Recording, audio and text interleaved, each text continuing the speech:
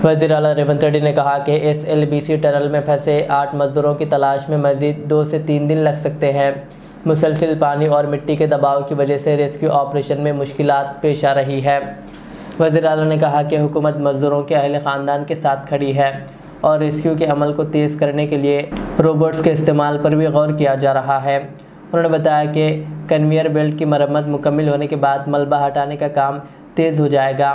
रेवंत रेड्डी ने हादसे की जिम्मेदारी साबिक़ा बीआरएस हुकूमत पर आयद करते हुए कहा कि कॉन्ट्रैक्टर के बिल अदा ना होने की वजह से बिजली बंद कर दी गई, जिसकी वजह से टनल में पानी जमा हो गया था और ये हादसा पेश आया। उन्होंने कहा कि आर्मी, नेवी, एनडीआरएफ और दीगर रेस्क्यू टीमें भरपूर कोशिश कर रही है, लेकिन रेस्क्यू एहलकारों की सलामती को यकीनी बनाना भी ज़रूरी है। కేసీఆర్ ఏడున్నాడు? ప్రధాన ప్రతిపక్ష నాయకుడు ప్రభుత్వాన్ని నిలదీయాలి కదా.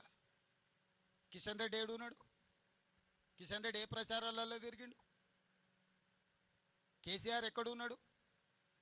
నేను నా మంత్రులను అందరినీ, ఒక్క మంత్రిని కాదు, మా ఉప ముఖ్యమంత్రిని, సాగునీటి పారుదల శాఖ మంత్రిని, మా ఎక్సైజ్ అందరు మంత్రులను, మా వ్యవస్థ మొత్తం ఇక్కడనే ఉంది. నేను యాజ్ ఏ టీమ్ లీడర్ అక్కడి నుంచి మినిట్ టు మినిట్ పరిశీలించుకుంటూ మా టీంకి అందరికీ నేను సూచనలు చేస్తున్నా. గతంలో జరిగిన పన్నులల్లో ఎక్కడైనా వాళ్ళు ఇట్లాంటి ప్రయత్నం చేసిండ్రా? నన్ను అడుగుతురు కదా ఎన్నికల ప్రచారంలో. హరీష్ రావు గారు దుబాయ్లో పోయి దావతులు చేసుకోలే. హరీష్ ఏడున్న ప్రమాదం జరిగినప్పుడు హరీష్ పాస్పోర్ట్ ఒకసారి బయట పెట్టమను. ప్రమాదం జరిగిన తర్వాత హరీష్ దుబాయ్లో పోయి దావతులు చేసుకున్నాడా లేదా? ఈరోజు ఎయిర్పోర్ట్లో వివరాలు ఉంటాయి. కాదనమను హరీష్, అవన్నీ తీసి నేను బయట పెడతా. అధికారికంగా ప్రభుత్వం నుంచి లేఖ రాస్తా. ఈ ప్రమాదం జరిగిన తర్వాత హరీష్ రావు దుబాయ్కి పోయి అబుదాబిలో 2 రోజులు దావతులలో మునిగి తేలింది హరీష్ రావు కాదని హరీష్ రావు గారిని చెప్పమను. అబుదాబిలో దావతులలో మునిగి తేలినోడు అంత దిగిన తర్వాత వచ్చి మేము ఇన్ని రోజులు ప్రమాదం సంఘటనలో ఇబ్బంది కలగకుండా ఉండడానికి రాలేదంటున్నాడు. మరి ప్రమాద సంఘటనలో ఆయన వస్తే ఇబ్బంది జరుగుతుంది అంటే ముఖ్యమంత్రి వస్తే ఇబ్బంది జరగదా? ముఖ్యమంత్రి వస్తే ఇంకా పెద్ద ఎత్తున అంత రక్షణ వలయమంతా ఇక్కడికి వస్తుంది. అంటే సోయి తప్పి మాట్లాడితే ఎట్లా? నేను విమర్శించదలుచుకోలేదు, నేను అట్లాంటి మాటలు మాట్లాడదలుచుకోలేదు. నా పాయింట్ సింపుల్.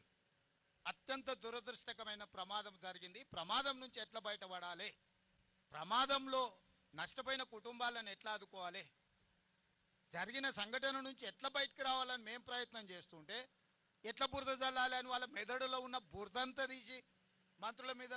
ఉత్తమ్ కుమార్ రెడ్డి గారు నాకంటే ఎక్స్పర్ట్. వాళ్ళు దేశం కోసం సైన్యంలో పనిచేసిన వాళ్ళు. సైన్యంలో పనిచేసిన అనుభవాన్ని మొత్తం ఉపయోగించి ఈరోజు ఈ సమస్యని అడ్రస్ చేసిన. నేను వచ్చుంటే కూడా ఈ స్థాయిలో ఇన్ని ఏజెన్సీలను నేను పూల్ చేయలేకపోతుంటే, ఇన్ని ఏజెన్సీలను పిలవాలన్న ఆలోచన కూడా నాకు రాకపోతుండే. ఉత్తమ్ కుమార్ రెడ్డి గారికి ఉన్న ఆర్మీలో ఏదైతే అనుభవం ఉందో, ఒక సైనికుడుగా పనిచేసిన ఉత్తమ్ కుమార్ రెడ్డికి ఇట్లాంటి క్రైసిస్ని ఎట్లా అడ్రస్ చేయాలనో హీఈస్ ఎక్స్పర్ట్ ఆన్ దట్. ఆయన ఇక్కడ కూర్చొని సైట్లో కూర్చొని మానిటరింగ్ చేస్తే అసలు అర్థం పర్థం లేకుండా మరీ ఇంత దిగజారి మాట్లాడుతున్నారు. ఎందుకు ఇట్లా తయారయ్యారు? అధికారం కోల్పోయినారు సరే, కానీ మైండ్ కూడా కోల్పోయారా? అసలు ఏమైనా పిచ్చి పట్టిందా? అయింది వీళ్ళకి దయ్యం పట్టిందా? అబ్దుల్లా ఏదైనా మన నల్లమల్లలో ఈ దయ్యాలు వదిలించేటోళ్ళు ఉంటారు కదా, ఏమైనా ఏ పాకులతోనే ఏమన్నా చెప్పి, నీకు తెలుసు కదా కొంతమంది భూత వైద్యులు, వాళ్ళతోనే ఏదైనా చెప్పి